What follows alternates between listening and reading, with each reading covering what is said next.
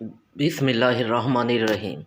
शुरू करता हूँ अल्लाह के पाक नाम से जो बड़ा मेहरबान और नहायत रहम करने वाला है।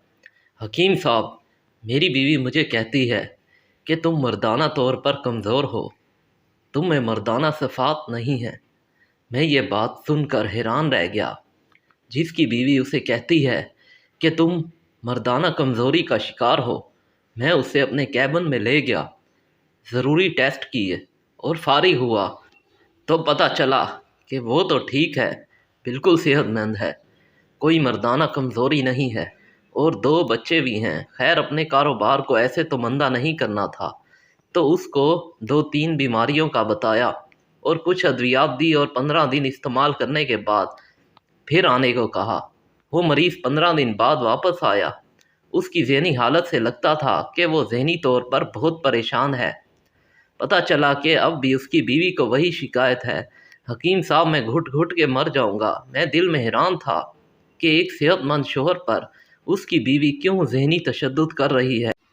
बोला कि अगले दिन शाम को वो अपनी बीवी के साथ साथ आएगा। अगले दिन वो दोनों मेरे सामने बैठे हुए थे। हाँ बीबी, आपको अपने शोहर से क्या मसला है? हकीम साहब, वो मर्दाना तौर पर कमज़ोर है। मैं उसकी बेबाकी पर हैरान रह गया। उसके शोहर ने एक नज़र शिकायत उस पर डाली और मेरी तरफ इमदाद तलब नज़रों से घूरने लगा। मैं थोड़ा नर्वस हुआ कि कैसी औरत है, ज़रा भी शर्म हया नहीं है।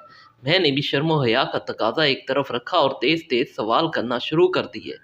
जब उससे पूछा कि क्या मसला है तुम्हें अपने शोहर से है, तो कहती है कि हमारे 2 बच्चे। वो जिस्मानी तौर पर बिल्कुल ठीक, तो बीबी मर्दाना तौर पर कमज़ोर कैसे हुए? हकीम साहब, मेरे बाबा देहात में रहते हैं, ज़िम्मेदारी करते हैं, हम 2 बहनें हैं, हमें कभी धी रानी से कम नहीं बोला और मेरे शोहर मुझे कुत्ती बुलाते हैं। ये कौन सी मर्दाना सिफ़त है? हकीम साहब, मुझसे कोई गलती हो जाए तो ये मेरे मेके को गंदी गंदी गालियाँ देते हैं। बताइए, उनका इसमें क्या कसूर है? ये मर्दानगी तो नहीं कि दूसरों की घर वालियों को गाली दी जाए।